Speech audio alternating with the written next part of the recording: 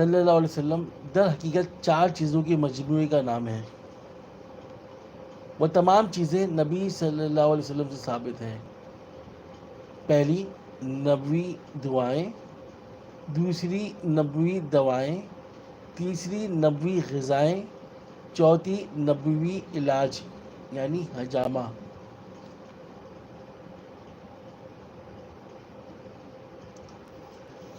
طب نبوی در حقیقت 4 چیزوں کا مجموعہ کا نام ہے۔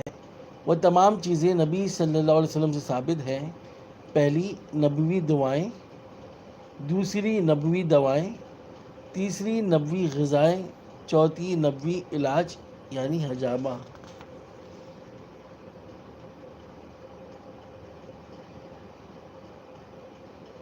باب نمبر 1، قرآن و حدیث کی روشنی میں صحت مند رہنے کی بنیادی اصول۔ صحت اللہ تعالیٰ کی بہت بڑی نعمت ہے، جیسا کہ حدیث شریف میں ارشاد ہے۔ ترجمہ: 2 نعمتیں ایسی ہیں کہ جن کی ناقدری کرنے کی وجہ سے اکثر لوگ نقصان اٹھاتے ہیں۔ پہلی صحت و تندرستی، دوسری فرصت و فراغت۔ اصول نمبر 1، اللہ تبارک و تعالیٰ اور اس کے رسول حضرت محمد مصطفیٰ صلی اللہ علیہ وسلم کی اطاعت میں حقیقی زندگی کا لطف ہے۔ سورہ انفال میں اللہ تعالیٰ فرما رہے ہیں: اے ایمان والو، اللہ اور رسول کی دعوت کو قبول کرو جب رسول تمہیں اس بات کی طرف بلائیں جو تمہیں زندگی بخشنے والی ہے۔ اگر اس ترجمے کی ہم تشریح کریں تو حافظ ابن قیم رحمۃ اللہ علیہ اس آیت کی شرح میں یوں فرماتے ہیں: یہ آیت کریمہ متعدد امور پر مشتمل ہے، جن میں سے ایک یہ بھی ہے کہ فائدہ مند زندگی اللہ اور اس کے رسول کا کہنا ماننے اور اس کی اطاعت سے حاصل ہوتی ہے۔ بس جس کو یہ اطاعت کی صفت حاصل نہیں وہ گویا زندہ ہی نہیں، اگرچہ حیوانی حیات زندگی میں وہ دوسری نچلے درجے والے کی مخلوق کے ساتھ شریک ہے، لیکن حقیقی اور پاکیزہ زندگی اللہ اور اس کے رسول صلی اللہ علیہ وسلم کے حکم اور فرمان کی قلبی تصدیق اور عملی فرمانبرداری سے ہی حاصل ہوتی ہے۔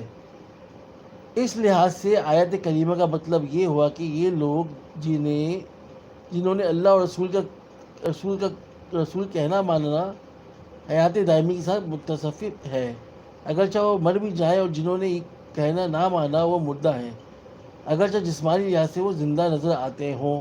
لہٰذا جو جتنے مکمل طریقے سے اللہ اور رسول کی اطاعت کرے گا، اسے اتنی ہی کامل حیات حاصل ہوگی، اور جس میں جتنی اطاعت کی کمی ہوگی اس میں حقیقی حیات و زندگی بھی کمزور ہوگی، یعنی صحت کی زندگی ہی نہیں اطاعت کے بغیر۔ اصول نمبر 2،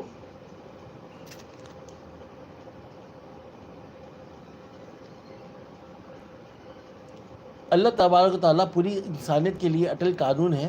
اللہ تبارک و تعالیٰ فرماتے ہیں: یاد رکھو کہ صرف اللہ تبارک و تعالیٰ کا ذکر ہی وہ چیز ہے جس سے دلوں کو اطمینان نصیب ہوتا ہے۔ اللہ تعالیٰ سورہ رعد میں یہ فرما رہے ہیں: روح اور دل انسانی جسم کی اصل ہے، اور اس سے حقیقی سکون اور راحت اللہ کے ذکر ہی سے حاصل ہوتا ہے۔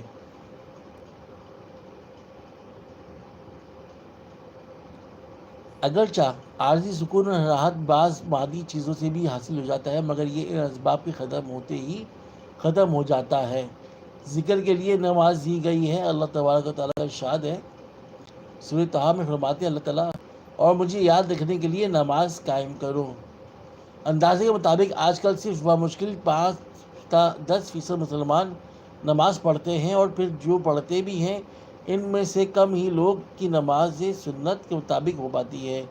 اس وجہ سے ساری انسانیت کو پریشانی اور فکروں نے چاروں طرف سے گھیرا ہوا ہے، جس کی وجہ سے لوگ ذہنی تناؤ یعنی ٹینشن اور بے خوابی کے امراض میں مبتلا ہو گئے ہیں۔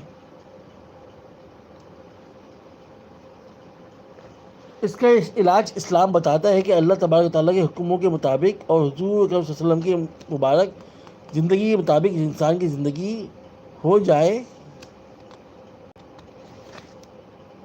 اللہ تعالیٰ کے حکموں میں عظیم حکم نماز ہے، جو کہ مومن کی معراج ہے اور دین کا ستون ہے۔